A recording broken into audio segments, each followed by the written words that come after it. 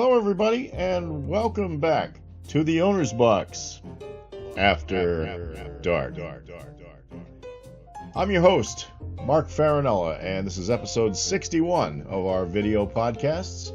It's a pleasure to be back with you after a 4-month absence. No particular reason. I was just lazy. What can I say? As you know, I am the former Patriots beat writer for the Sun Chronicle in Attleboro, Massachusetts, but now I'm happily retired and I do a job for local cable TV stations of announcing high school sports. And I love it, and it's great, and that's going to be the topic of tonight's episode. Because I promised this a while back. I promised I would look back at the calendar, and speaking of calendars, today is Sunday, August 3rd, 2025. And I promised I would go back and look at the past high school sports season sometime before it was time to start a new one. Well, I've got 1 month left before the new season starts, and that's when I will begin my 8th season of high school broadcasting, working in the fall for North Attleboro Community Television of North Attleboro, Massachusetts. And that will be for a football game between the King Philip Warriors at home against the Walpole Timberwolves. And that'll be at MacTass Field in Wrentham, Mass. On Friday, September 5th. And you never know, they might give me some other sport in the few days before that. But that's the first football game we'll be doing, and I'm really looking forward to it. It has been a beautiful summer day here, although, as the title infers, it is after dark, and that's why I'm starting this podcast.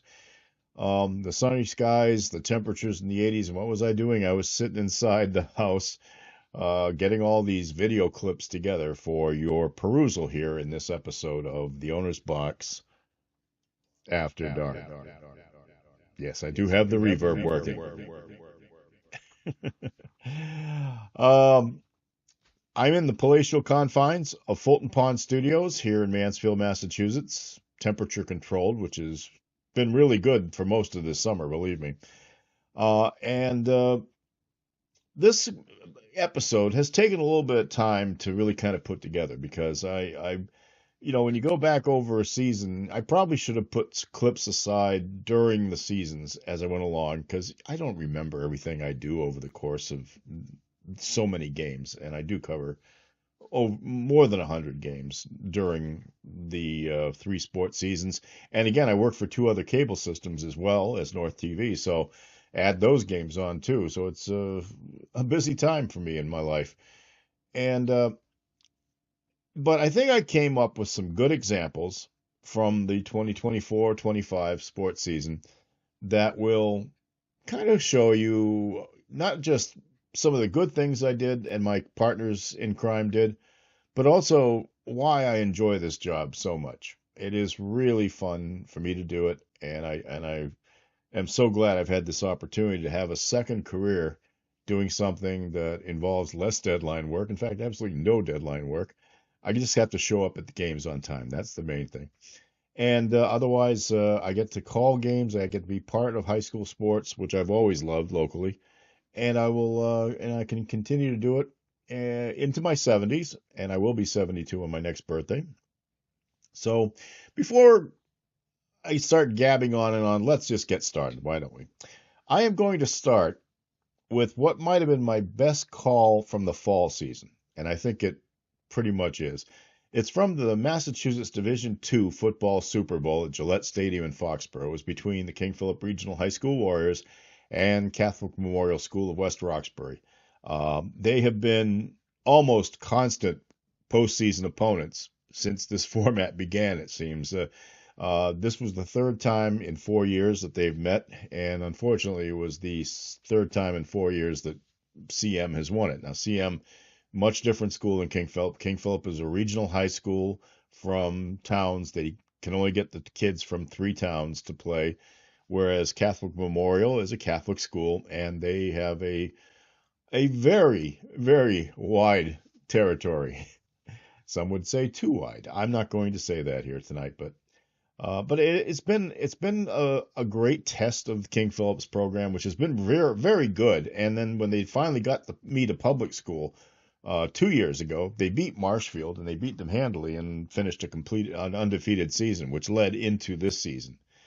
So I think we were very fortunate in this game. We had the Craft Sports Productions feed for video in this one. Not that our cameramen are very good, believe me. For cable TV, you're watching good stuff when you watch the folks at North TV or the folks at Foxborough Cable Access or the folks at Mansfield Cable Access. They're excellent. But we had everything. We had all the bells and whistles. We had replays.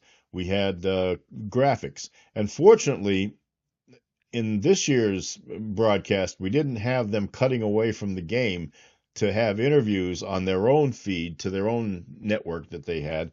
And then me calling plays in a game where nobody could see the plays, but they're seeing three guys in the press box gabbing with each other. So I'm glad that didn't happen this year. But we had the great camera angles. We had the graphics, like I said. But I was there with my fellow announcers, Del Malloy and Marcus Vaughn. And I got to admit, from the start of the game, we were kind of in a little bit of a funk because the very heavily favored Knights of Catholic Memorial got off to a great start. Two offensive plays into their first possession, they score on a 60-yard run, and so they're a touchdown ahead right off the bat. But these King Philip Warriors have always been a resilient team over the time that I've covered them, and this game was no different. So let's take a look and see what happened right after CM scored. And I have a feeling, but that huge defensive line of CM's, they are going to have their share of problems. That looked pretty stout right there, Mark. I mean, they totally collapsed in that hole and kept Drew LaPlante from gaining any yardage right there. Ball moved up a yard, so he'll call it a gain of 1. Second and 9 for the Warriors, their first possession. Handoff from shotgun formation, and there goes LaPlante. LaPlante takes it through. Now, they've got some fast guys who might catch up to him, but right now he's in a second gear, and he makes it into the end zone. And here we go, folks. We've got a game here. Drew LaPlante, 64-yard touchdown run. This might be one of those games. I'm having flashbacks of my days, my junior year back in North Attleboro against Swampscott in the Super Bowl. At the time, we had the highest scoring game in Super Bowl history. This might be one of those shootouts. What a start to this game, I'll tell you. 2 huge runs. Yeah. And again, and by the way, that sent LaPlante over the 1,000-yard mark for this year. Once he got past the line of scrimmage, untouched.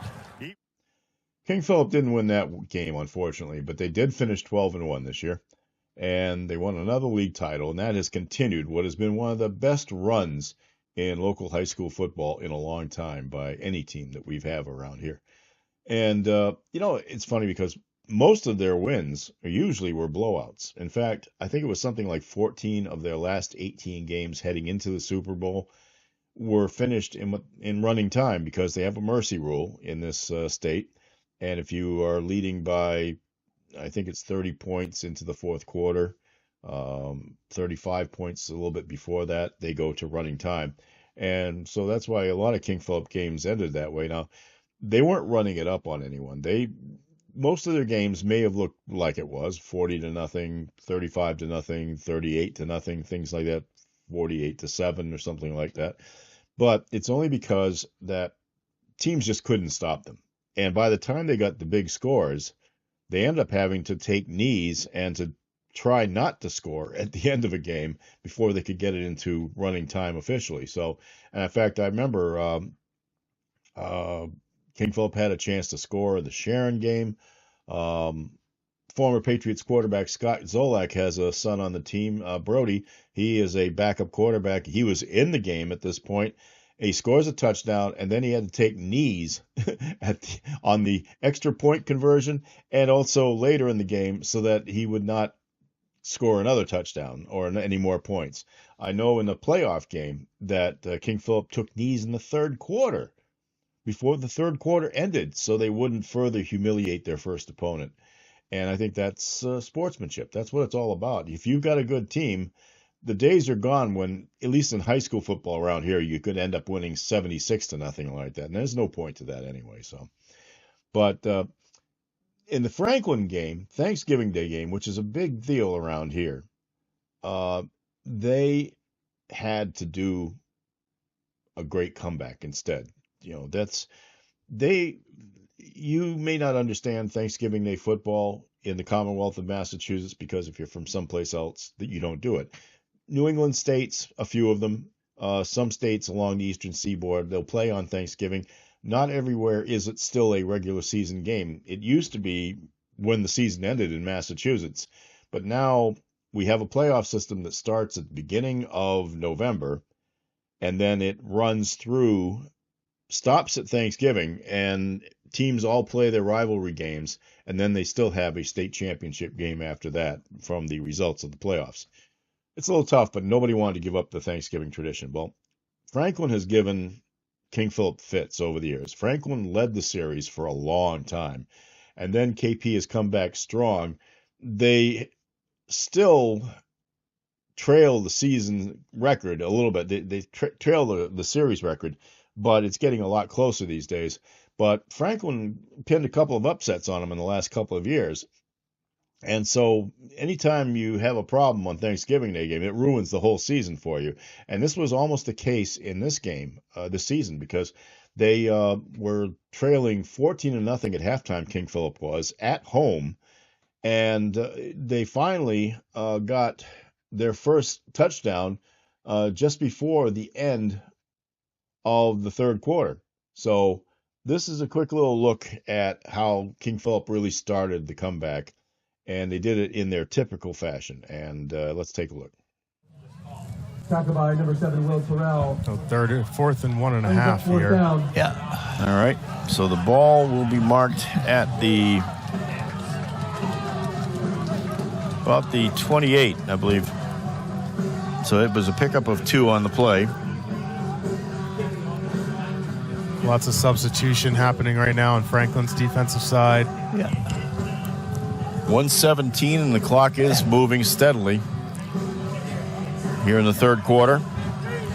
Game moving along. The umbrellas are out.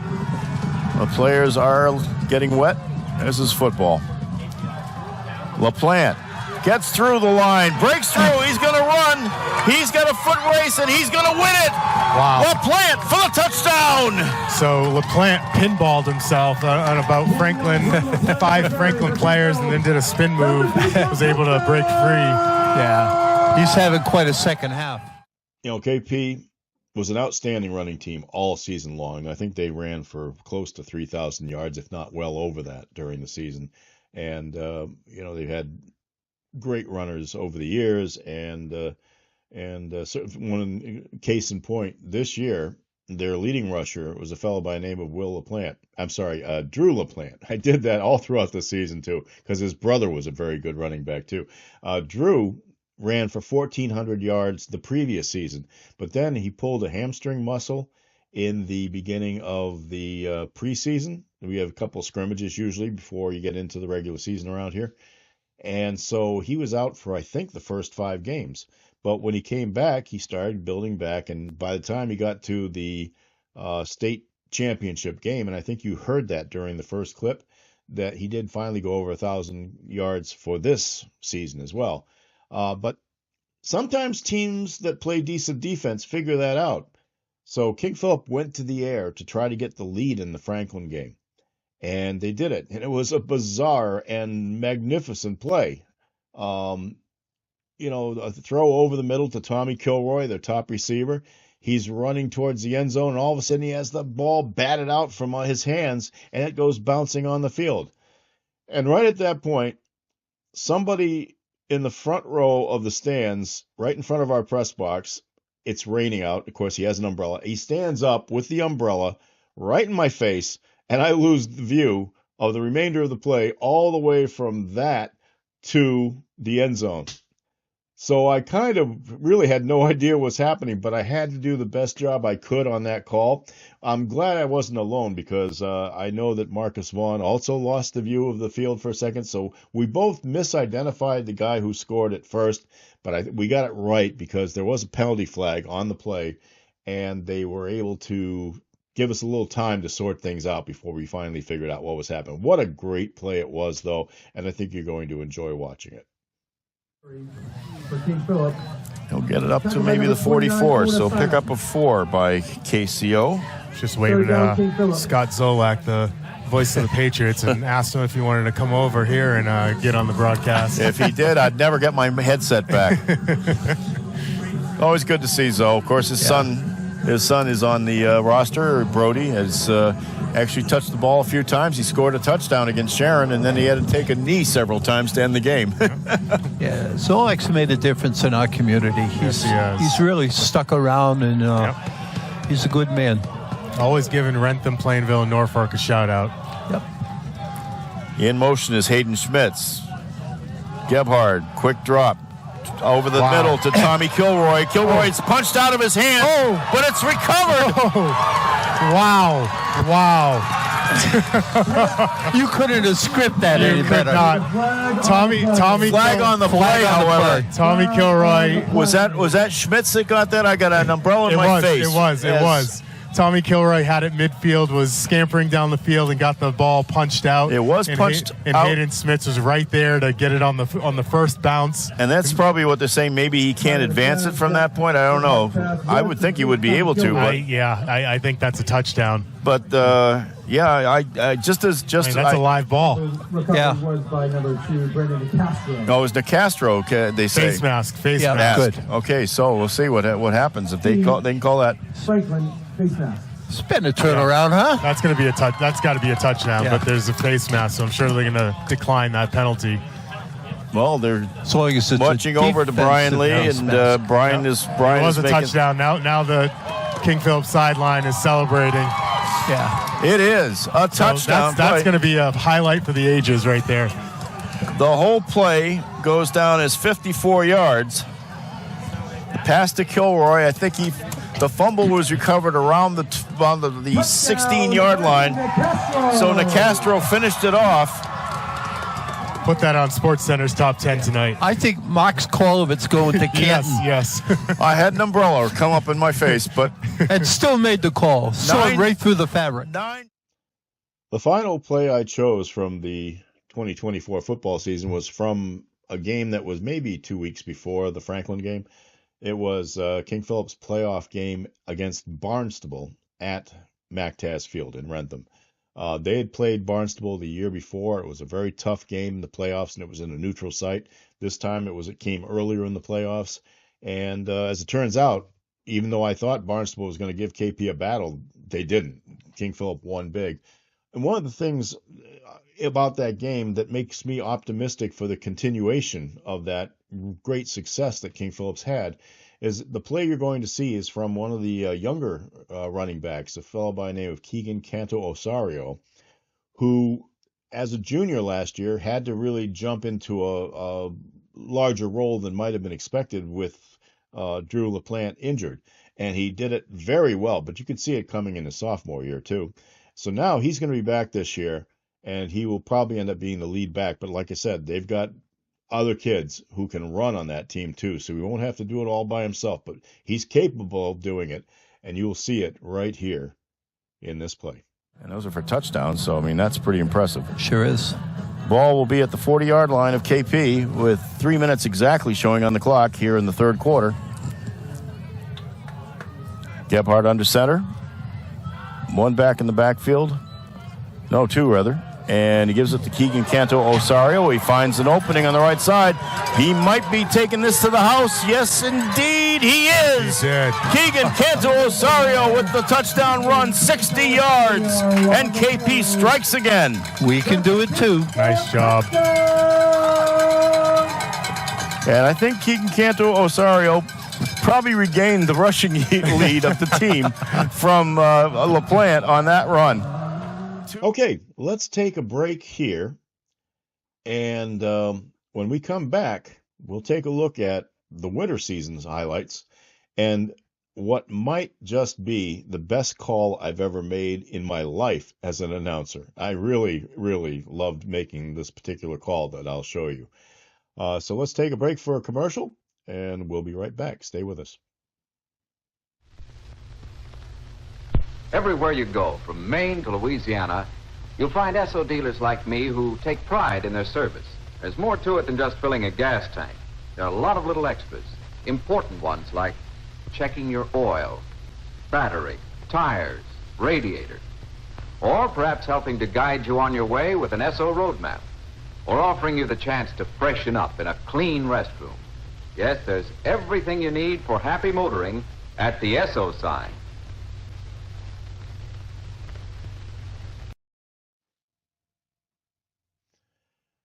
Welcome back to episode 61 of the Owner's Box After Dark.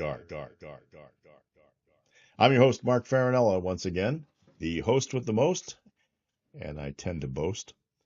What do we have tonight? We have as usual, we have a mood candle here in the studio, and I am really in love with the Sicilian lemon scent of Yankee Candle.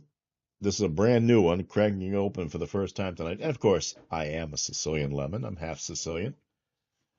And I love that. The drink, as always, although it's changed a little bit of late. This is Dr. Pepper Zero. I have been addicted to Diet Dr. Pepper for years. I love Diet Dr. Pepper. I was introduced to the original Dr. Pepper when I was a child. My mother is from Florida. We used to go down and visit her parents every year in the 1950s and 60s.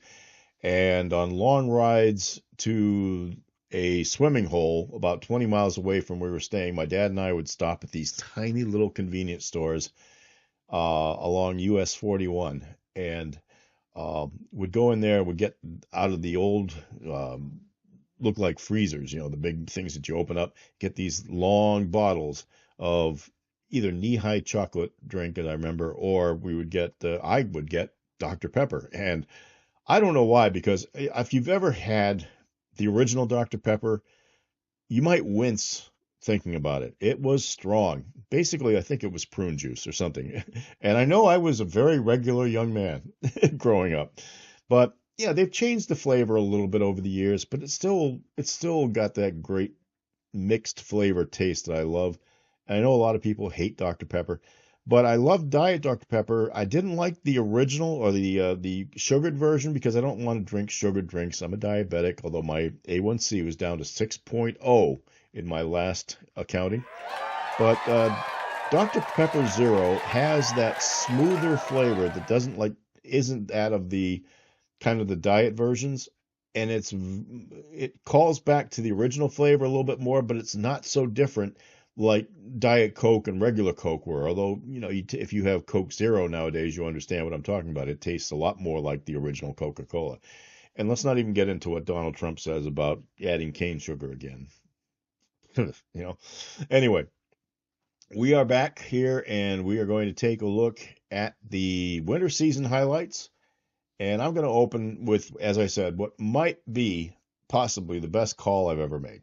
And surprisingly, it was for a team that I don't normally cover. Now, in the wintertime, when I work for North TV, I work primarily covering King Philip Regional High School girls and boys basketball. But I do get thrown into games for Bishop Feion or North Attleboro or Tri-County Regional High School on occasion. And of course, I work Mansfield High School boys and girls basketball a lot. And I work an occasional game or two or three or five for Foxborough Cable Access in Foxborough, almost all girls basketball because I'm a longtime friend of the coach. And so as a result, I got to do this Bishop Feion game late in the season, and it was impressive. Now, Feion, you got to understand, great program right now. They've been to the last 3 Division I state championship games. They won the middle one. They had a little bit of trouble with the ones in between, but I wouldn't count them out from being back there again this year. Well, in this particular game, it was late in the season, and they were expected just to keep rolling towards the tournament. And they played this game against a team called Worcester South Community High School. And they are kind of like making more noise in the Division 2 or 3 ranks, Lacey. I think they're Division 2. But they play anybody they can get games with. And, they're a good team. They're a very good team. They're well coached. They are very disciplined as opposed to many city schools. And in this game, they played incredibly dynamic defense against a high-powered Bishop Fee offense. And so the game was in its 40s as we get down to the last few minutes of the game. And this was a battle all the way through. And Del Malloy and I were working this game, and I wasn't quite sure that Feehan was going to come out with a victory on this one. Finally, we get inside the last minute of play, and I'll tell you, here's the situation. Their leading scorer, a senior named Maddie Steele, heading for her 1,000th career point, but suddenly was suffering from the effects of a stress fracture in one of her feet. And so she was having trouble playing full games at a certain point, and it did cost her a lot towards the end of the season.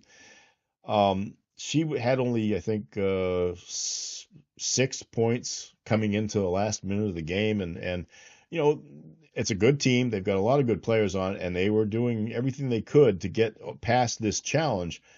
But we come down to the final stretch here, and Feehan's in trouble. So finally, they get the ball for a last possession in what would have been regulation time if it hadn't been otherwise. And let's just say Maddie Steele showed up when she absolutely had to, and that's what the mark of a great player. Let's watch. Molly Mullen will get that task. Gets it to Maddie Steele. Maddie is fouled immediately, and they've plenty of fouls to give. Yeah. So that foul was on Estevez, and I believe that's her first. Indeed it was. Well, you keep letting them use 3-4 seconds, Yep. but no continuity. Now Carlson has it, and I don't think there was hardly any contact there, but he called it anyway. From the other side of the planet. McCollum, and she's kind of, she said, I didn't try to foul her yet. That wasn't his area even with the three-man crew. But that's her third, and that is the third team foul. They have one more to kill here before it goes into the shooting situation. I don't think they want that to happen. No. With 19 seconds left here, Maddie Steele has the ball. Gives it off to Carlson. Gives it to Mullen. Mullen, top of the key. Shamrocks are playing almost lost it. Carlson has it, 7 seconds, 6. Gives it to Maddie Steele. Maddie Steele should have been fouled. Gets the 3 off. It's good! Maddie Steele with the 3 with 5/10 of a second left. And when she needed to, she hit the big one. Oh, my. That was clutch. the officials are having a conversation. I don't know why. I don't think the coaches do either. Oh, you know what they're saying? They're saying the clock ran out. Let's see what happens.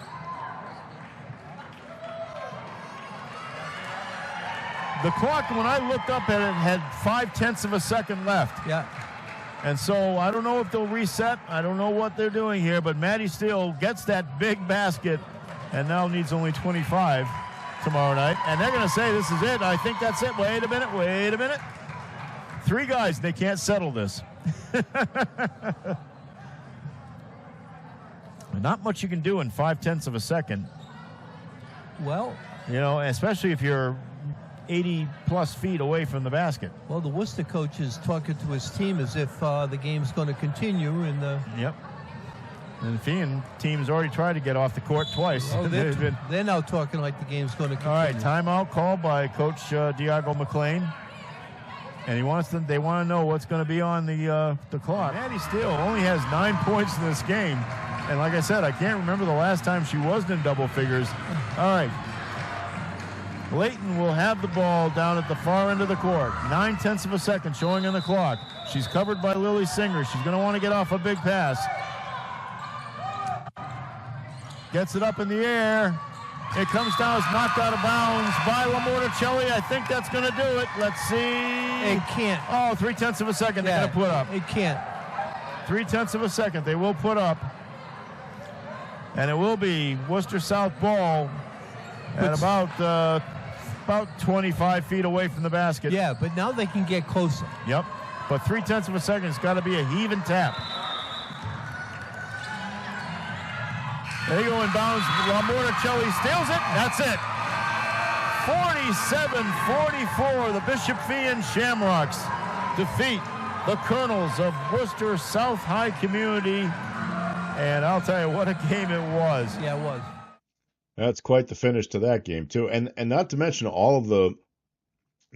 the shot itself. The shot itself was incredible. But then all the foolishness that followed, and how many times are they going to give Worcester South a chance to either tie the game or whatever? But as it turns out, Fian came away with the W, and it was a hard-earned one. And they did get to the state title game again this year, but ran out of time on them this year. But still, they're a really good team, and we've had some great ones in our area recently. So I'm glad to see them still doing well. Okay. Unfortunately, none of our teams won state titles this year. They're always, especially the teams that I end up covering a lot of, they're always in the running. I'd like to have a King Philip highlight here for you, but I don't think I had anything with a good call by me, a specifically good call. The KP girls did well. They got deeper in the tournament than they've been in many, many years, and I think they're going to be back and do some good things. So watch this space for next year's highlight film, and I'm sure there'll be some there for them. KP boys, up and down season. They still made it to the tournament. Most of the football players were playing basketball as well, and many of them had great individual seasons. Unfortunately, they just kind of were lacking that little push to get them over the hump, but still a good season for them. Mansfield High, tough seasons for both teams because they got both to the tournament, and I think they had higher hopes as they went into it. But let's just focus on the girls at first. The girls won their first round game, and then they had to play at a neutral site in the second round against a school called Notre Dame Academy. It's in Hingham, Mass. They play in this tiniest little bandbox at home, so they had to have the game at a neutral site. So they got it to be played at Zavarian Brothers High School in Westwood, which is where my friend Alex Salaki, who calls the games with me, he used to be the coach there for many, many years, not just as the varsity coach, but JV, and he taught there for many years as well. So it was a good place. It's a great gym, and unfortunately, the result didn't seem too good at first. Mansfield was down by 21 points, and with about 5 minutes left to go in the game, and then, pride kicked in. And they started fighting and battling and getting loose balls and hitting shots and hitting their free throws and doing just about everything they could to make it hard for an announcer to keep thinking, well, let's talk about next year, folks. I had to start calling the game like it was really a chance to win it. So I put together a compilation of some of what we saw here. Enjoy it because it really was a great 5 minutes of basketball by the Hornets, and with many of those kids back this year, I think that's a good sign for the future for them. Let's watch. That one's no good, though, and the Hornets have the rebound. Palanza's down. She gets up. The look by Troilo, no good. Now she'll get it to Foley. Foley will drive away from the basket. It's going to drop in. It's good. Nice use of the glass by Foley. And the spirit of Lake Placid continues to make me tingle as Sophia Foley goes to the foul line now. 72-57, 3:56 left, and she does not hit the foul shot. But Palanza's there. She gets her own rebound, puts the second one in. 2 points. Palanza having another big fourth quarter. 72-59. The Hornets are battling back. All right, Palanza will go to the foul line again. Maddie Highland, that's it. First one rolls in. 72-62. It's a 10-point game. It was 21.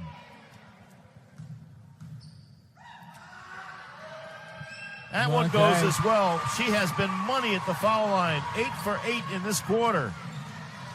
72-63. 9-point deficit. Hornets quickly up. Foley with the scoop shot goes.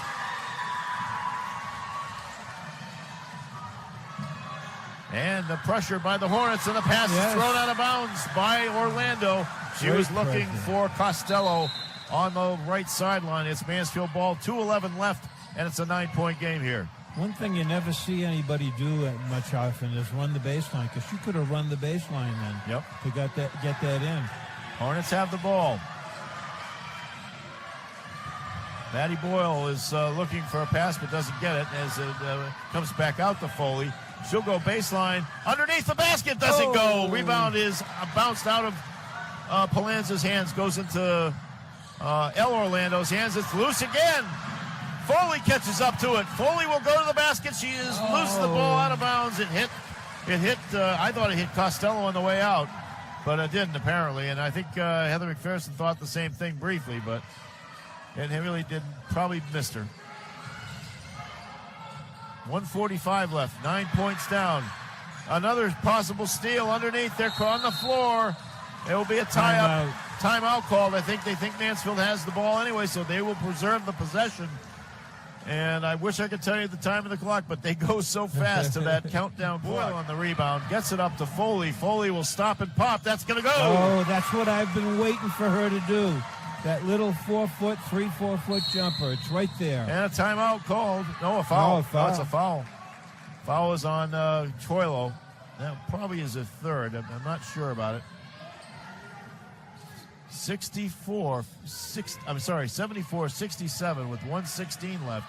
Ava Orlando will inbound on the sideline, gets it from her sister, takes it into the paint right off the bat, throws up the runner. She'll be fouled. The shot doesn't go, but she'll get 2 free throws.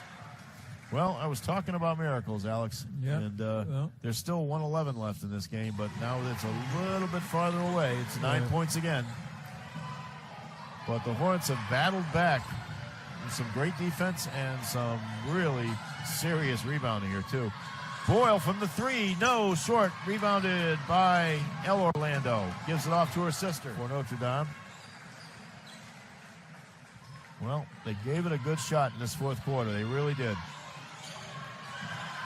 The shot by Coppy, no good. Rebounded underneath by Foley, puts it up and in. 3 seconds left. Quick timeout called. Foley with that basket on the rebound. Okay, 78-72. It's 6 points. Boy, you'd have to get 2 threes in a really miraculous amount of time here to tie this game and send it to overtime. Just the fact that I'm even talking about, though, is a testament to how hard these Hornets played here in the fourth quarter. What are they down, Max? 21, I think, was the high. May have been 23 at one point also. It was 63-44 at the end of, that was 19 at the end of, and they got some quick baskets. I know it got up to 21 for sure. But against the number 4 seed and a kid who can score 2,000 points, and her sister might get there as well, this is pretty good. Pretty good effort for the Hornets tonight. They're going to go inbounds to Ava Orlando. 1 second, and that's it. And that's the final score, 78-72.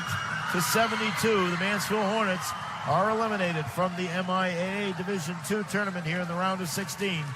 But it was a great battle with Notre Dame Academy of Hingham. A high-scoring team, a great fourth quarter, and I can't wait to tally up some of this. Alex. That was a quarterfinal round game for the girls, and unfortunately the boys went out in the quarterfinal round this year, too, and that was the second straight year they had after getting to a state final the year prior to that. But Mansfield basketball is a lot different than it was when I was in high school. These guys are perennial contenders now. They run a 94-foot court, and they do it with great energy and great precision in their game. And even though they didn't have a lot of height on the team this year, they still overachieved for most of the year, I believe. Well, they got to the quarterfinals, and that's when they got bumped out by Masconomet Regional High up on the North Shore. But in the previous game against Burlington, they did some good work to turn what started out as a close game into a comfortable victory. And I think that's why I put together some clips of that to give you an idea of how hard these Hornets worked to make things work in their favor. So here's take a quick look at the Hornet boys, and I expect we'll have plenty of good things to say about them this coming year. And what we have a foul on the Hornets. Yeah, it looks like it's on Sigmund. It's on Sigmund. That's his first, though. Here in the first of the fourth quarter. 43-30, Hornets up by 13. Got to be under control going to the basket, or just kick the ball back out and run the cycle again.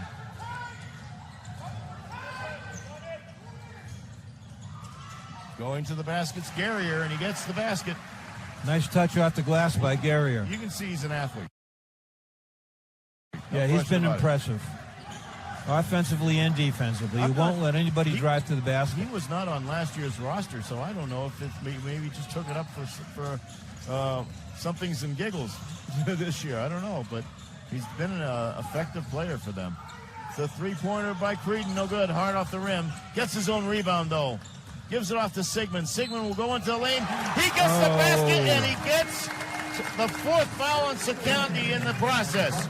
Sigmund got clotheslined as he was driving to the basket, and he still maintained his composure and laid it in. And that's the fourth foul, as I said, on Leon Sakandi. Sigmund has a chance for a three-point play. He has 10, and now he has 11. Hornets up 46-32. And finally, for the winter, I also work for Foxborough Cable Access, as I said, and that includes often doing their playoff games because it seems that the scheduling is such that I'm free a lot more than I used to be for games when they're playing in Division 3 and the other teams are in different on higher divisions. So it all works out in the end. Unfortunately for them this year, their season ended one game short of what could have been 3 state championships in a row. I've been very privileged. I got to call the last 2 games in which they won state championships, this year and the previous year. And I was kind of expecting them to get back, to be honest, and I'm sure they expected it as well. But it took the team that they beat in last year's title game, all of whom came back from that roster, to finally end the season 1 game shy of the ultimate goal. But you know what? Their coach, who's been a frequent guest on my podcast, Lisa Downs, she's been a great friend of mine for almost 40 years now. She is a great coach. She's a motivator. She loves her kids. She'll do anything for them, and I think that was never more evident than it was this year. And we won't get into the stories about that, but I'll tell you, there were a lot of challenges that were not seen in front of everybody this year that Foxborough overcame in many ways, and yet I still believe that they did it in the spirit that a team should when you are protecting all of your athletes, every single one of them. So, as I said, the track to success was derailed this year by Norwell's Clippers. It was the Division 3 state title game. Last time Foxborough was going to be in 3. They're going back up to 2 this coming year. But over this segment, you're going to clearly hear the frustration in our call, and especially from my broadcast partner, Kate Hill, over the officiating. The officiating was not that very good in some very crucial moments. And, well, you'll get a kick out of how the play-by-play announcer was trying to rein in the analyst a little bit without sounding like it. But you know what? One way or the other, the better team did win this year. And Foxborough has nothing to hang their heads about, and they'll be back. And taking the shot from three-point line, no good. That was by, I didn't see who had the rebound. That was by, that was Oliver. The initial shot was by Heidi Warren, and Oliver got the rebound and put that one up. It's an 8-point deficit, as that three-pointer is no good by Hill. And what do we have? So, Norwell ball. Must have hit something somewhere along the way. Went out of bounds. Okay. Norwell, again, Foxborough pressing. Giving him trouble. That's a steal by Perazzo. Perazzo almost carries that ball as she dribbles it, but Perazzo will take it back out as all the Warriors get back into position. Perazzo, take it to the basket. Oh, boy. And That's almost a flagrant. Offensive foul, what? I think. That's out of control. That is a horrible call. That is terrible. That is. She wasn't even in. She was on the side of her. Well, I'll tell you. Okay. I gotta admit, I was surprised by that too. Let's see the replay. That's ridiculous. Absolutely trash. That's terrible. Let's see. Now we're looking at the. We're not looking at that right now, probably for good reason. I don't know, but yeah, that foul, of course. We're going to discuss here that she was on the side. There was no position at all whatsoever. All right, here let's we see. go. Let's see what happens. I might retract this. She's got the drive going in and steps in. She's moving a little bit, but I think that's. I think he. You know, No, could have been. he had that no could have- position. She had no position. She was not in the way. She was not in front of her. Not in the way. She was not stationary. No. Yes. They need to discuss that, and they need to retract that. That's absolutely ridiculous. They can't retract it, but I think basically, I think they can know in their hearts that maybe that was wrong. Right, and that's sweet. That's really sweet. Gets it back out. All right, now they have to start running some plays here. Perazo's just going down to the basket. And it falls out. And there's no call on that foul, that tip foul. This guy needs a dunk a lot. He needs a Dunkachino. He needs some caffeine or sugar or something. It will be Foxborough's ball. This is okay. Come on. Drummonds has it. Works it out top. Aguas Vivas gives it to Perazo. But again, now look at him. He's just standing there. Hill back to Perazo. Perazo with the three. Now they've got to crash the boards. They don't get it in that case. And that was a tough one. Cassidy gets it to Oliver. Oliver will take it up. Oliver drives to the basket. Now takes it back out again. In the corner to Reagan Dowd. Reagan Dowd's shot no good. Rebounded by Foxborough. Naomi Aguas Vivas has it. Perazo will bring it up. Norwell gets back on defense. Perazo looking to try to see what's there. She's going to take the three. And it's a line drive shot, but it worked. Great shot. And Kaylee Sullivan still on the bench with 4 fouls. And she'll have to be there for a while. 9 points for Perazo. They do, and I feel like they're in a little bit of control here, which is an uncomfortable situation for the Warriors, but they have to buckle down, think about their fundamentals, everything purposeful, crisp passes, boxing out, defense, on defense, not letting the Clippers get those second and hopefully not third opportunities. The winner of this game faces a team that has won 3 of the last 4 Division III championships. They didn't win it last year because they didn't get to the championship game. Foxborough took care of St. Mary's in the state semifinal at UMass Boston last year. But this one is coming down to the wire here, and right now St. Mary's has already won their game out against Pittsfield. And this will be a state championship attempt for them as the ball is inbounded. Reagan Dowd has it, now gets it back out to Cassidy. Cassidy being covered pretty closely. Again, they're pretty stationary right now too. Foxborough in a man-to-man. They switch off occasionally on whoever's got the ball. Right now, that ball is in the hands of 3 seconds on the shot clock. Right, driving to the basket and scoring by Paige McGuire. And that was just open for 52-43. Foxborough with the ball. 2:09 left. Foxborough back and forth from the perimeter. Looking for the runner, no good. Was that Hill on the rebound runner? I think it was. Sullivan took it in. Okay, Sullivan did take it. Getting it back is Oliver. Oliver again looking to kill a little clock there. Especially now, 1:38 left. This one's getting too tight. A block by Hill on the shot by Dowd. Foxborough has the ball. They don't really have time to set up these plays. They've got to go to the basket. They've got to get it done. 1:23 left. Drummonds spin move, and she's fouled on the way in. I think that's on Oliver, but we'll see. So down by 9. Drummond's at the line for 2. That is on Pantilla, and that is her 4th foul. Alasia Drummond's at the foul line. She has 5 points so far in the game. Has not been to the foul line yet tonight. First one is good. Nice job. Nice composure. Sophomore. She'll be back next year. And a timeout called by the Foxborough Warriors between the free throws. Coach Lisa Downs and her staff, Brian Brown, Haley Knowles, Scott Foley, they've been doing the job all year long. But right now, not a lot of time left in this game. And Norwell's had a pretty good set of answers so far, especially when they get down to the other end of the court. There have been open opportunities for them to drive the basket. They've been having a great offensive game, Norwell. It seems like every single shot they take goes in, so they came prepared.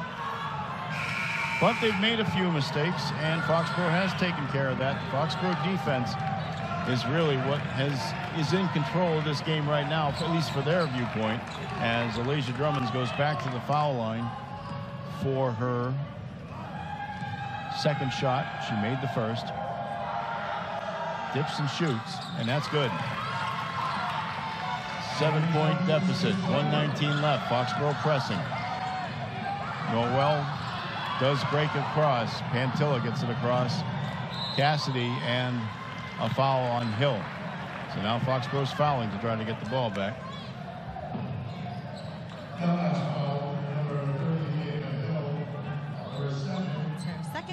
It was second foul, second on the team.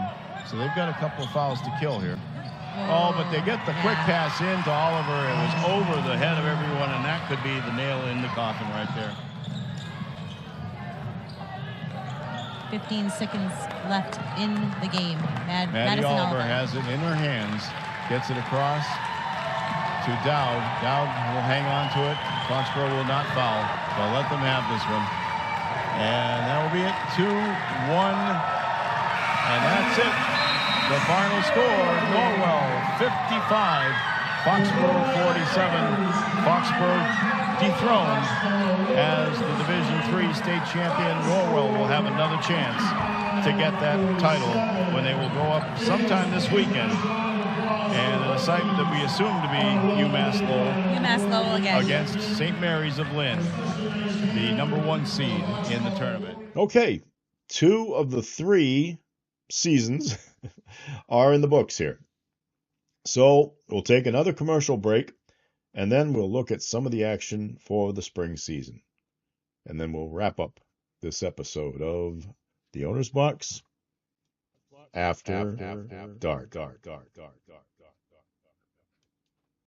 ローソンで発表、あの伝説の盛りすぎチャレンジが帰ってきます。しかも今年はパワーアップなんだって47都道府県お値段そのまま 47% 増量あれもドーンいろいろドーンなぜか日本中元気もりもりでヤッホーだヤッホーさあヤバすぎローソンでハーピロローソン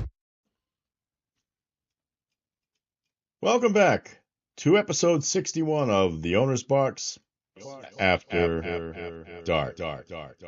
And we're turning on to the home stretch of this video review of the 2024-25 high school sports season locally. I'm Mark Farinella, of course, and before we get started with our springtime highlights, as I flip my script over here, which you can see, I'd like to just give some props, very well-earned props to the people that work with me and that serve as the color analysts for the games that we do. And I'll tell you, I've been blessed to have some very good people. Nobody's a professional. I mean, when you get down, I'm the closest to a professional you have because I worked in sports writing for 42 years.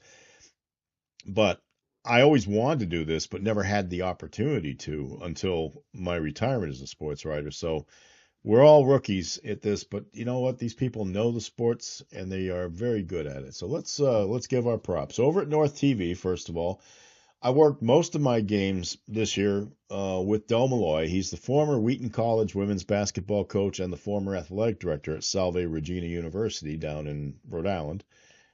And he's knowledgeable in multiple sports, and he's actually I think close to 10 years older than I am, but he's still going strong. And we may have the oldest eyes out there watching these games, but we're not lacking in youthful enthusiasm. Of course, and we get to the other seasons when we're in basketball season. My friend Alex Salaki, as I like to call him, my brother from another mother. We grew up together. He serves as my partner for basketball, baseball, softball, and volleyball on North TV. We both do tons of Mansfield basketball, girls and boys. He'll help me out on a few other things. He did a field hockey game this year on North TV. He'll do volleyball. Loves doing volleyball because he was a volleyball coach at Xaverian as well as the basketball coach. And I think I'm going to try to see if he wants to do another football game or two, because he's done a couple of football games. He's actually pretty good at it too, even though he didn't play it, but neither did I. So big deal, you know. Alex is most of the time the guy that I'm working with. Into our other sports, this year we were joined for the first time by a third person in the North TV football booth. And that's Marcus Vaughn. He was a former North Attleboro Red Rocketeer athlete, standout, currently a state representative from the Rentham area, and also loves sports still. So he's joined us in the booth and has done an excellent job. Anthony Peary, former Red Rocketeer quarterback and also a longtime coach up in Stoughton, has joined me in the booth. He did a football game with me against Fian. Martin Grealish, soccer expert, soccer official.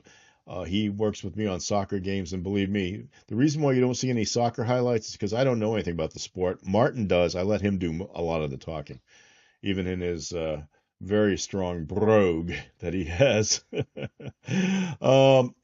Let's see who else worked with me. Kevin Callahan usually works with the folks over in Attleboro on AACS. In fact, his daughter will be pitching in a game in these spring highlights for Attleboro High School, which you'll see. But he came over and worked a hockey game with me this year because Dell wasn't available for that one. And he did a great job.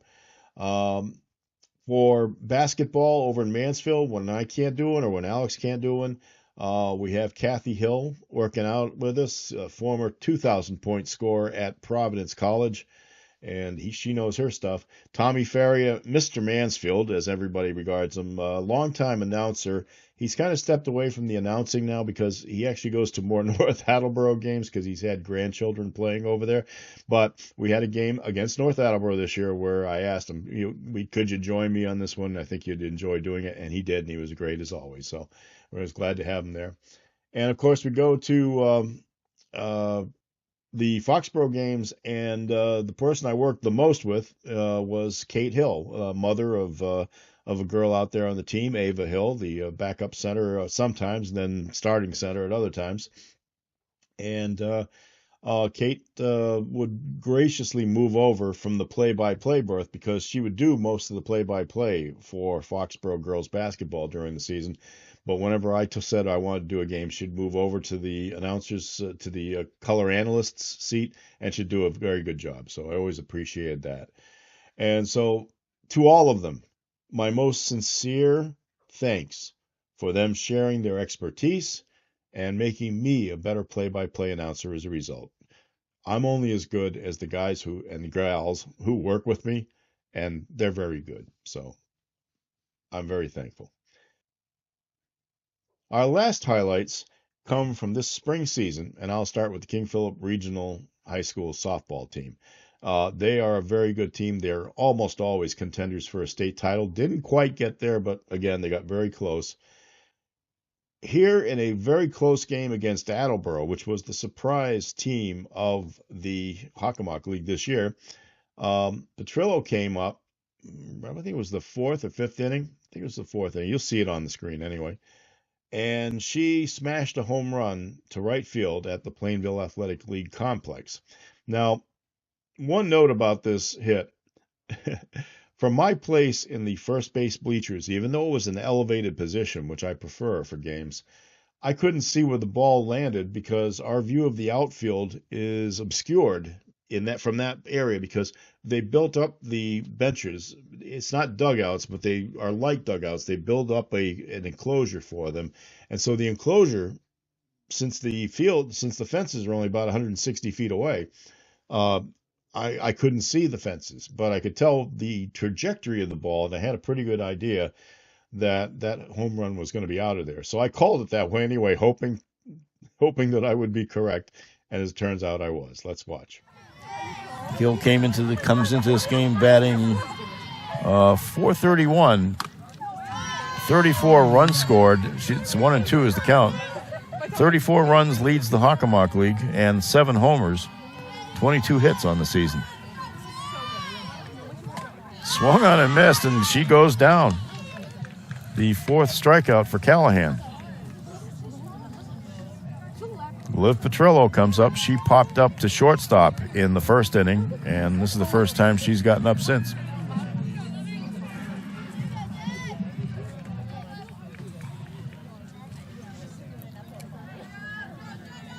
Callahan looks in, fires.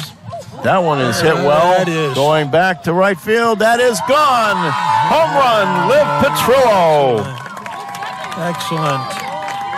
She went where the pitch was and sent it to the opposite field. Liv Petrillo now with 96 hits in her career. And she gets a nice ovation from everybody here right in front of us. Also from the softball season, this compilation came from a game earlier in the season, King Philip against Canton.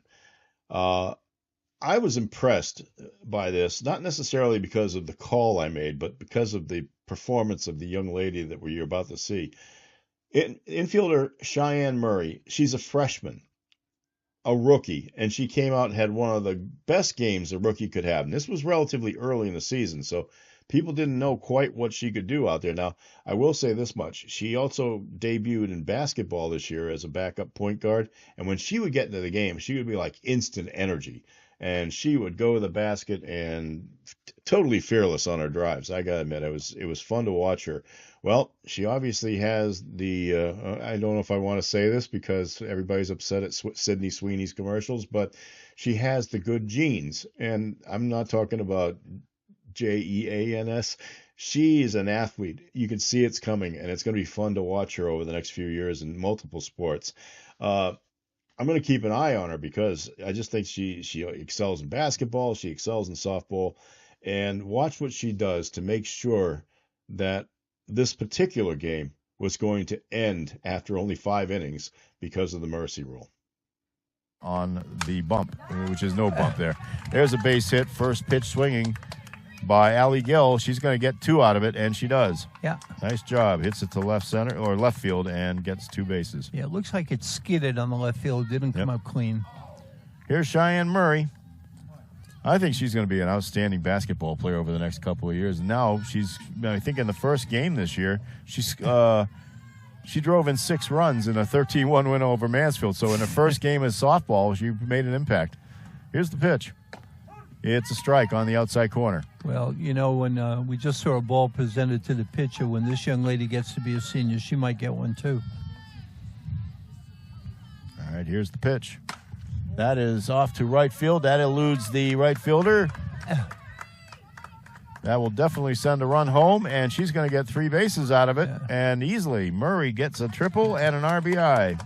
Yeah. Allie Gill comes home with the first run of the game. So this is Cheyenne Murray. So she did re-enter the game, and she can bat. Remember, Hayes batted in her place last inning. And she can run. She had a triple in the first inning. That pitch is high. You think about the speed, Mark. It's so hard to get a triple in a field this small. 1 ball, no strikes, 2 on. That one is golfed to center field. Is it going to go back? It is gone. A home run. 3-run homer for Cheyenne Murray. And, folks, if they can get out of the next inning, this is going to be a win for KP. But they still have to get there. But everybody comes out to visit her. Home run for Cheyenne. And let me see if she has any previous ones this season. I think they got 14. Nope, that is listed as her first homer. Now, finally, I did several baseball games this year, but to be honest, as much as I love baseball, it was the first sport I ever really followed as a kid, and certainly just about anybody in New England. When you are growing up in New England, you follow the Red Sox and you listen to the calls of people like Kurt Gowdy and Ned Martin, Ken Coleman. You just go down the list of all of the guys that when I grew up with, and then Sean McDonough coming along later, and some really good guys on the baseball on the TV side. Dick Stockton was doing the calls with my idol Hawk Harrelson as the color announcer. Hawk Harrelson, because he and I both had these things, big noses. He hit better than I did. But I just think that I have to do more baseball games. I don't get the opportunity to do that many of them because by the time we get to the springtime, I think our budgets are a little low, so we kind of cut back a little bit on what we're doing, and so we don't do as many games in the spring season as we would otherwise. So I only get a couple of games, and sometimes we double up so that the North Attleboro crew can do a King Philip game when they're at North Attleboro. But this year it was okay. I got a reasonable amount. The other thing I learned about baseball is I would much rather call it from an elevated position. Now, we don't have baseball stadiums in this part of Massachusetts for, high school baseball, except at King Philip, where they built the baseball field right on the other side of the football field. So the press box on the stands has basically two sets of windows, one for the football team that way and one for the baseball team that way. So it's a lot easier to call a game at King Philip when we're up in the booth and we're able to see the whole game. And I do enjoy that. So, sometimes you can overcome those logistical differences and difficulties and all that. We were over at Community Field in North Attleboro. That's one of the few fields that exist now that I actually played on. If you can call it played, I got hit by a pitch and was able to get to second base in a particular game between Mansfield and North Attleboro. That field isn't used as much anymore by North Attleboro High School, but they still play a few games there every now and then because of the tradition and the history. Everything opened in 1923, I think. So we're having a game that had been moved over there, and we had the full van and the multiple cameras and all that, but we were still sitting at field level. And sometimes it's a little hard to pick up where the ball is when it's in the air. If you're sitting down like that, you're not looking at everything. You have to kind of figure out where it is up in the air. But this was an important game because North Attleboro ended up snapping a 10-game winning streak for King Philip to start the season. Was one of the best starts King Philip's had in decades. But unfortunately, it ended for them. But North Attleboro did a great job in this one. And one thing that started this was this particular home run that you're going to see into those stands in Community Field that are rather chummy. They used to have different ground rules for that, but now anytime anybody hits anything into those stands, it's out of here. And I think I did a pretty good job. It started north on the way, so I'm kind of glad I didn't mess up the call on this one. In fact, I have some stats here on Mr. Panini, and let's see. So far, he is 2-0 on the season. He has a 2.1 ERA, 9 strikeouts, 2 walks, so he's got 10 strikeouts now. Stays in games a long time, too. Even if he's not mowing them down, he definitely keeps in the game, and I think a lot of that you can say that it has a lot to do with the King Philip defense. Yeah, and his pitch selection, he goes hard, he goes soft, he goes hard, soft, inside, outside, high, low. He's got a great repertoire. Bryce Silva is up for the Red Rocketeers, puts that one on a line to left field. That is gone. Home run. Home run to left field here at Community Field. And quickly, the Red Rocketeers are back in this contest. With a bang. That was well struck from the start, you could tell. Solo shot by Bryce Silva to lead off the second inning, and it's 1-1 here. Well, I expect this is going to be a good game, though, and I think you got two really good teams, two of the best in the Hockomock League for sure. And that's it. That's the review of the 2024-25 high school sports season. Thanks to all of the cable systems I work for to allow me to steal these clips off the internet. We'll take one more commercial break. Boy, you're getting real benefits on commercials tonight. And then when you come back, I'm going to have the lightning round. A couple of quick topics, and then we'll sign off for the evening. Esso Heating Oil with Watchdog service guards the health and comfort of your home. Esso Heating Oil contains special additives developed by Esso Research. It burns hot, burns clean. It makes your burner perform at its very best, and you can depend on automatic delivery. Order Esso Heating Oil with Watchdog service now.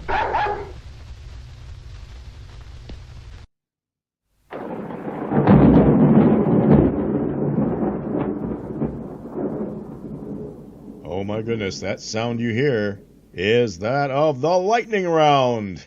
Yeah, it's the first time I've done that, so I had to overact a little bit, Okay, welcome back to the Owner's Box After Dark. Episode 61, and we got a couple of quick topics to go into, and then we will say goodnight here. First topic, my new neon signs. How, I love playthings, and as a result, as you'll see them across my screen, I have bought a couple of things off the internet. They're not really neon, but they look like it. Actually, they're LEDs, and it's a lot safer, really. They don't use that much power. They're cool to the touch, so I can leave them on all the time. And I've always been into the old gasoline brands. If you go back a few episodes, you'll remember that Alex and I did one of our Mansfield Memories episodes, and we talked about all the different things that came in Mansfield growing up. And one of my topics was all the different gas stations and all the different brands that we have today, and how many stations to buy gas in this small town there were. Well, two of the brands you'll see are the signs that I just showed. One is the Esso, which is, of course, the original Standard Oil of New Jersey, part of the great big breakup from the antitrust lawsuit from almost a century, more than a century ago. And of course, that was the branding for what is called today Exxon. It changed in the 1970s, and I kind of wish they hadn't. Now, in the rest of the world, they're still Esso. You go up to Canada, they're Esso stations. You go anywhere else in the world where they sell it, Great Britain, all sorts of places, Australia, Germany, they're Esso, and everybody knows them as that. The other brand that you'll see up there is Phillips 66. It was a brand that I got to know quite a bit during my trips to the South when I was growing up to visit my grandparents, and it's now part of the Phillips Conoco Oil Company, or ConocoPhillips, I think it is. Merged with a Western brand over many years, and that there's still many Phillips 66 stations all over the country. I think the closest one to us here is maybe on the North Shore of Massachusetts, and I know there's a couple in Connecticut that I know are still around, but for the most part, they're more in the South and Southwest. So, but I just always liked the shape of the U.S. route shield, because it's reminiscent of Route 66, the famous Mother Road from Chicago to Los Angeles, and of course the setting of the great TV show of my youth, which, to be honest, was hardly ever on the actual Route 66, but what a great show that was. Two guys going all across the country in a Corvette, which changed every year. The 4 years that they had it on, they had 4 different Corvettes. Okay, topic 2. I have to be very excited over one thing. Over this weekend, they have announced that the former part owner of the Boston Celtics, and I'm going to butcher his name, I know, Steve Pagliuca, I think it is. He was a one of the partners that has been bought out since, and the Celtics are changing ownership. But he has reached agreement, apparently, according to the Boston Globe anyway, to send $325 million to the Mohegan tribe in Connecticut for the purpose of buying the Connecticut Sun franchise in the WNBA. And his intention is to move it to Boston, and then he says he'll spend another $100 million on a training facility for the team. And look, given the sudden upsurge in popularity in the WNBA, that sounds like great news for the Boston fans. Look, I gotta admit, I didn't watch much of the WNBA until recently. I didn't like it. Neither did some of my friends who are coaches. And then Caitlin Clark came along, and all of a sudden everybody's excited about it. But then you find other reasons to be interested in it right now, like Angel Reese. Some people love her. I'm not a big fan, but she does some things that are worth following. And Sophie Cunningham, many years playing in Phoenix. Now she comes over to Indiana. She becomes Caitlin Clark's enforcer, and everybody falls in love with her. Of course, she's kind of funky and kind of Well, let's just say she is the new sex symbol, I guess, of the WNBA. And we get in trouble with that one too, but you know what? Who cares? People are watching the league now, and yet, amidst this great news, and remember, this is Massachusetts. This is the bastion of liberalism in not just New England, but in America. And we also have a governor of this state who played Division I college women's basketball at Harvard, Maura Healey. We need a WNBA franchise, but the WNBA issued a statement that said, well, maybe we will, maybe we won't. All of the franchise decisions are made by our board of governors. And we had Boston in mind for a 2033 expansion. Well, talk about throwing cold water on something. Look, here's a guy who wants to spend tons of money on the franchise, more than it's ever been paid for a WNBA franchise. There are some franchises in other sports, like hockey, that wouldn't get $325 million right now, to be honest. Definitely not in pro soccer. But they're throwing cold water on this thing, and this is ridiculous. I'll tell you why they are. It's because they want part of the franchise fee for expansion, which is what the WNBA has been getting from these other places where they have done expansion in recent years. So, look, if other sports can be my guide here, there's very little that anybody can do to stop a team from moving. That's been proven many times over the years, most recently in Oakland, because Oakland has lost both its baseball team and its football team, and nobody could lift a finger to stop it. If you've got the money, you can get the team. And if I were Pags, I would say, I'm going to do it, and I won't doubt it. Because go ahead, try to stop me. Here's the money. Pressure's on. You got to get players. You got to get good players. Because if you wait till 2033, Caitlin Clark is probably going to be out of the league by then. She's getting the crap beaten out of her now. She hasn't played in weeks right now because of the groin pull. You got to consider the fact that your meal ticket, which has filled the TD Garden in this last game that they played when Indiana came, it's like you got to make sure that you still have a meal ticket out there, and then let the other meal tickets develop. Now, look, there are plenty of great players in the WNBA, and I've gotten to finally, catch up with many of them who are, but they've got to make sure that you find the better players and keep them here. You got to get some players here immediately. And don't take a franchise that is in last place in the WNBA right now and expect them to miraculously get better. Nope, not going to happen. They're not supposed to play in Boston until a full season from now. So we'll see how this all breaks loose. But if the WNBA blocks this, then they're not a serious league. And if I were Caitlin Clark, I'd just play overseas for the rest of my life. Okay. Quick remembrances of a couple of people who passed away this week. My cousin, Bob Shaw. He was the son of my Aunt Lily, my father's sister.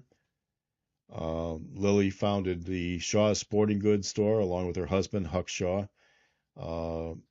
That store was sold after Bob took it over in his adulthood, and Bob ran it well, but he sold the store to Peter Marciano, the brother of the late former heavyweight champion of the world, Rocky Marciano. And then, of course, Peter brought in the former quarterback of the New England Patriots, Steve Grogan, as a partner. And Steve's been running the show for many years now, and that store is still in existence. And so I have a family tie to all that. But Bob became a real estate agent down in Falmouth and spent the rest of his life there. He had a lot of physical challenges, a lot of medical challenges, but he kept battling through them. I believe he was 89 when he passed. He and my dad became very close friends. I think when my dad, when I went off to college especially, I wasn't around.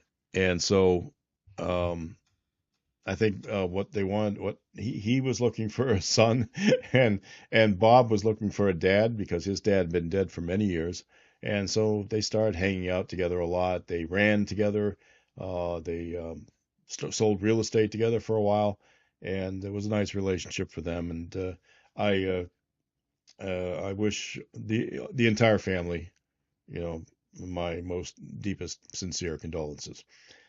Also, in a similar situation, my friend Alex, perhaps his own surrogate father in a way, Willie Bruno, well-known man around Mansfield, member of the school committee for many years, athlete when he was in high school. Well, he was a tiny little guy.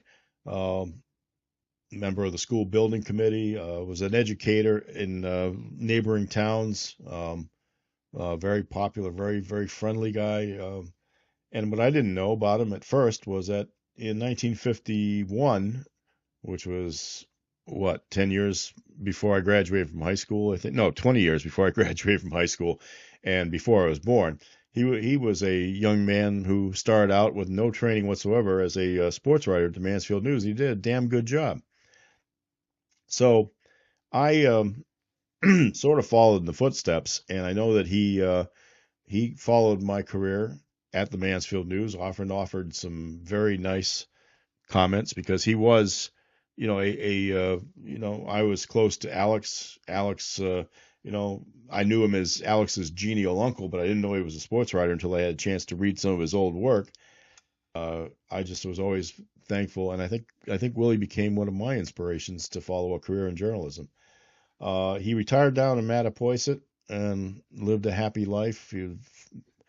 3 daughters, 2 sons, and now a huge extended family. And again, a sad loss, but a life well lived. Okay, let's take a look quickly at the addresses of where you can reach me. You can reach me at my email address, which is theownersbox2020@gmail.com. And always love to get emails. And if you want to write me a letter, you can do it by snail mail. That's called The Owner's Box, Post Office Box 272, Mansfield, Massachusetts 02048. The audio podcast, The Owner's Box without the reverb, is available at all times on several of our most popular podcasting platforms, which you will see on the screen. I usually go to Apple Podcasts or to Odyssey. I think it's on there. I think Spotify has it. Some very, very popular ones. You take a look or do a search, and when you find it, you can subscribe to it. It'll show up on your smartphone immediately, and you will be able to like and subscribe, and it doesn't cost you a cent, and they'll get sent right to your smartphone whenever they're finished. So please keep that in mind, and I'd really appreciate it if you would. And finally, of course, these video podcasts are on YouTube, and we'll keep doing them for a while. We're a little bit ahead on the nomenclature, I think, on these than we are on the audio blog posts. But we're working on it. We're trying to keep things going. We're trying to crank it up again. I sometimes go into these little sleeps, and you know what happens. It takes a while, and then I come back and I work again. So look, done over an hour in this one. I'm really happy that you joined me. I'm sorry it took so long, but we'll try to shorten them up in the future, obviously, and we'll try to get some guests. And otherwise, we'll just keep looking at the world through these 4 eyes of mine and try to see what happens. Football season, fall sports season, they're all coming back shortly. Join us on North TV for those, and in the winter on all of those other cable systems too.